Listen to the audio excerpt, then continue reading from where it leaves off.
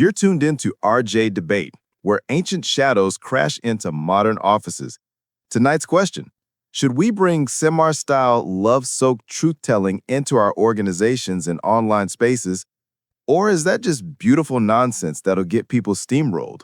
So basically, is critique a la Samar the cure for toxic silence in cancel culture? Or just another Javanese cope we romanticize while WhatsApp groups keep roasting the boss behind his back? I'm on the side that says SEMAR'S logic is not just cute folklore. It's a sophisticated ethic, care-based Parrhesia, fearless truth-telling but delivered with tenderness, humor, and a real commitment to healing, not humiliating. I honestly think that's exactly what our corporate meetings, social media, and politics are missing. And I'm taking the skeptical seat. I love Samara as much as anyone raised on Wayang clips, but I'm not convinced you can port that whole Pamong thing straight into modern HR, Twitter wars, and shareholder meetings. Sometimes you need sharp, brutal transparency. Wrap everything in care, and you risk enabling cowards, protecting fragile egos, and turning criticism into endless hint-hint theater. So, if you've ever typed a raging paragraph in the Makansiang Yok group while smiling politely in the boardroom, this episode is very much about you. And if you've ever dropped a spicy quote tweet and then wondered, did I actually help anything or just farm likes? Yeah, you're in the blast radius too. Let's start super basic. For people listening who don't have Wayang in their childhood, who is Semar actually? Okay, so picture this. On the Wayang Kulit screen, you've got the glamorous heroes, the Pandawa, slim noses, perfect posture, very LinkedIn ready. On the other side, ugly villains with bulging eyes.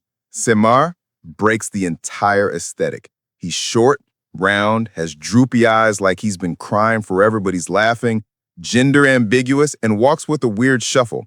By classic aristocratic standards, he's Jelek, grotesque. And yet, secretly, he's a god in disguise. Batara Ismaya, older than the king of the gods. So on the orc chart, he's in the bottom row, servant, but cosmically, he's like chairman of the board. Exactly. He's the Pamong, the one who Emong, who cares and watches over the heroes.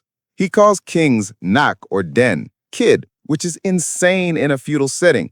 He bows in public, but in the relationship, he treats them as very tall, very powerful toddlers who still need guidance. His job is to keep power from going stupid. And his way of doing that is not memo, not audit report, but jokes, pasemon, little parables. He'll clown around in the goro-goro segment, this chaotic midnight interlude. And in between fart jokes, he drops eling den, meaning remember, my lord, reminding the hero who they are and who they're supposed to serve. Yep.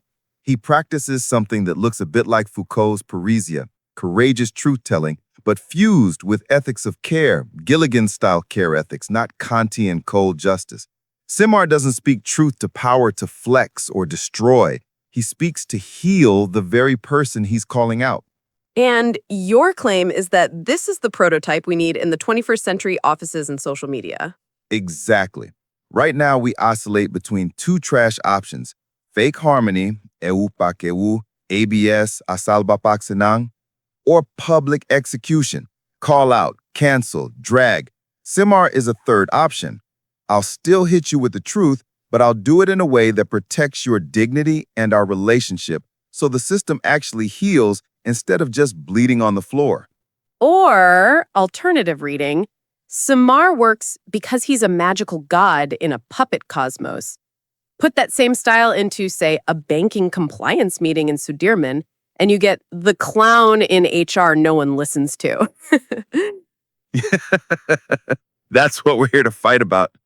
Before we glorify Samar, let's admit the status quo is pretty broken. In a lot of Indonesian offices, the front stage is super polished. The CEO goes, "Any feedback?" And everyone nods, maybe drops one safe question about timelines. But under the table, phones blow up. The Makan Siang Yok group is like, this is corporate suicide. Did he even look at Q3 numbers? And just agree, I don't want to get roasted. That's textbook Goffman meets James Scott. The public transcript is obedience, the hidden transcript is rage and sarcasm. People are not dumb. They see the risks, they see bad strategy, but they won't say it where it might actually change something. That's ewu on steroids. Don't embarrass the boss. Don't create conflict. Keep things rukun, even if the ship is heading straight for a reef. And then there's the other extreme, social media. No eu pakewu at all. Someone screws up, says something problematic, launches a tone-deaf ad, and boom, quote tweets, meme threads, digital mobs. Call out is framed as moral duty. If you're not publicly shaming them, you're complicit. So offline, we have whisper networks and back-channel WhatsApp. Online, we have flamethrower culture. Both fail at the same thing, repair. One hides the problem, the other nukes the relationship. Exactly. That's why SEMAR is interesting. He lives in a culture with strong hierarchy and high context, just like many of our workplaces. But he found a way to sneak truth in without triggering full defensive meltdown or total silence. The question is, can we copy any of that? All right, pitch mode, go. Let me build the positive case. SEMAR'S method has three key pieces that I think are incredibly relevant. First, intention. SEMAR criticizes from a stance of Pamong. He sees the leader as anak, whose soul he's responsible for. The goal is not to win, not to look smart, but to keep the leader from destroying themselves and others. Critique is an act of love. That radically changes tone. When someone feels you're actually on their side, they're more likely to hear the hard stuff. Versus a lot of brutal honesty today that's just, I'm blunt because I'm an asshole, and I brand it as authenticity. Exactly. Second, method. SEMAR rarely says you are wrong in a direct accusatory way. He uses pasemon, indirect satire, parable, humor. For Arjuna's arrogance, he might say, wow, if you keep walking with your chin that high, you'll trip on a tiny rock, and that's embarrassing for a great hero, isn't it?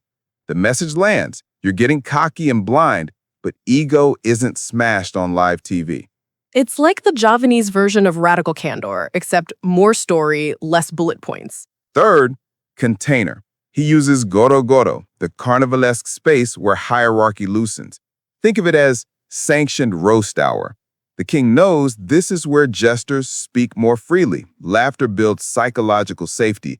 People can admit uncomfortable truths because the frame is play, not trial. That's the opposite of the stiff, glass-walled boardroom where everyone's afraid to crack a joke.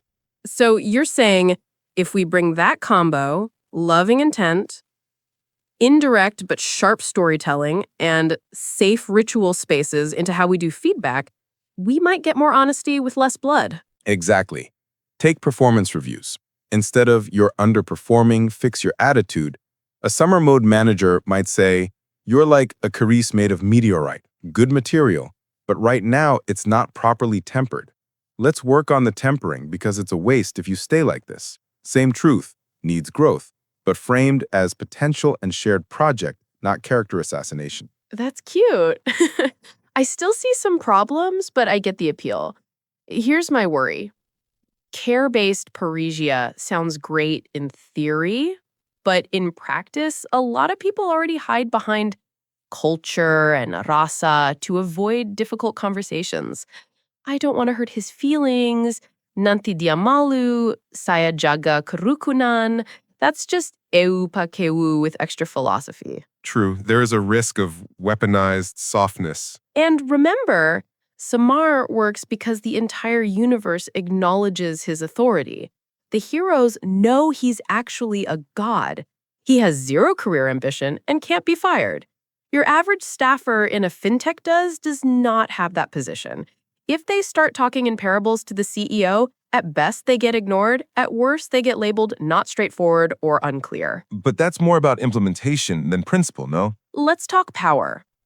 Foucault's Parrhesia is dangerous because it assumes real risk. You speak, you might die. In modern terms, you might lose your job, get sidelined, get labeled difficult. If you wrap everything in jokes, you can actually reduce risk for the speaker. Hey, I was just kidding. But also reduce clarity. The boss can laugh, say, "You're so funny," and change nothing. That's safe for everyone psychologically, but nothing moves. So comedy becomes a shock absorber that protects status quo. Exactly. And online, Colin-style Samar energy can be too gentle for structures that only respond to pressure. If a politician is corrupt, do we really want only DMs and nuanced threads? Sometimes you need a sharp public call-out, an investigation, real naming and shaming. You're not wrong. SEMAR is not an anti-accountability license. I guess my core skepticism, it's easy to cosplay Samar when you have no skin in the game. True Samar takes enormous moral courage and deep love. What we often get instead is either cowardly sugarcoating or cynical jokes that punch down. Both claim culture, neither is actually care-based Parrhesia. That's fair. We can't just slap SEMAR inspired on any soft feedback and call it ethical. Let me test your model in that Sudirman meeting you mentioned. CEO presents a disastrous restructuring plan, then asks, "Any comments?" Silence. Back-channel Wei is flaming. How does a Samar-inspired person behave there without committing social suicide? First, they don't jump straight to "this is stupid, Pa." They might start by validating the intention. I really appreciate we're trying to respond to Q3 losses aggressively. That lowers defensiveness. Then, they use a goro-goro moment, maybe a light joke. Like, right now, the plan looks like Arjuna going to war alone. Heroic, but maybe suicidal. People laugh. Then they slide in data. Our branch numbers in X region suggest if we cut like this, we might lose the only teams actually growing. Humor opens the door, substance walks through. Okay, but that still requires the CEO not being a snowflake. It does. SEMAR'S model assumes at least some basic willingness in leadership to be Pamong'd A. That's why the manifesto talks about care-based Parrhesia as an ethic for both sides. Leaders must see criticism as care, not betrayal. If you keep punishing anyone who makes you look bad, you do not deserve a SEMAR. You deserve empty chairs and creative accounting. Harsh, but valid. Also, we can institutionalize goro-goro. Some companies run blameless postmortems. No blame, just what went wrong and how to fix it. Imagine layering some SEMAR energy on top of that, encouraging humor, using stories, inviting the most junior to speak first. You're hacking Ewupakeu structurally instead of just hoping one brave Punakawan will stand up. I like the structural tweak idea. And HR could frame speaking up as Pamong. Like, if you see the company heading toward a cliff and say nothing, that's not loyalty, that's betrayal. So kritik is care. That's pure Samar logic. Exactly. We flip the script.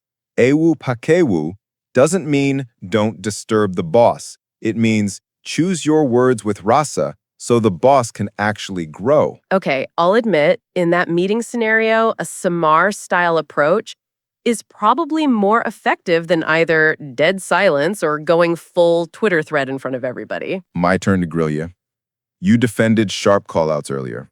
Do you think what we see on social media, dog piles, quote, tweet dunks, meme warfare, is actually helping justice? Or is it just emotional venting with a justice logo slapped on it? Honestly, a lot of it is just rage with a brand kit.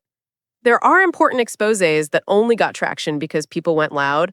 Corruption, harassment, rights violations. But there's also a ton of shallow shaming where the goal is clout, not repair. Exactly. SEMAR-style criticism would ask, are you trying to heal the thing or just humiliate the person? If it's humiliation, that's not Parrhesia.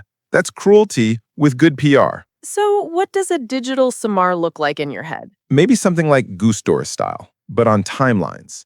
He cracked brutal jokes about police, DPR, corrupt elites, but you could feel there was love for the country, for democracy behind it. It wasn't your trash disappear. It was you're ridiculous and I'm calling you in to be better while we all laugh. That's very different energy from you are canceled, be gone. And some stand-up comedians, political satirists, TikTok creators channel that Punakawan vibe too. They play the fool so they can say what everyone's thinking. Right, but even there, intent matters. Some satire is SEMAR'S, punching up, trying to awaken empathy. Other satire is just nihilistic. Everything is stupid, everyone is corrupt, nothing can change. That's not care-based criticism, that's despair with a laugh track. So your test would be, after the joke, is there more possibility for repair or just more rubble? Exactly. SEMAR'S jokes always leave a path back.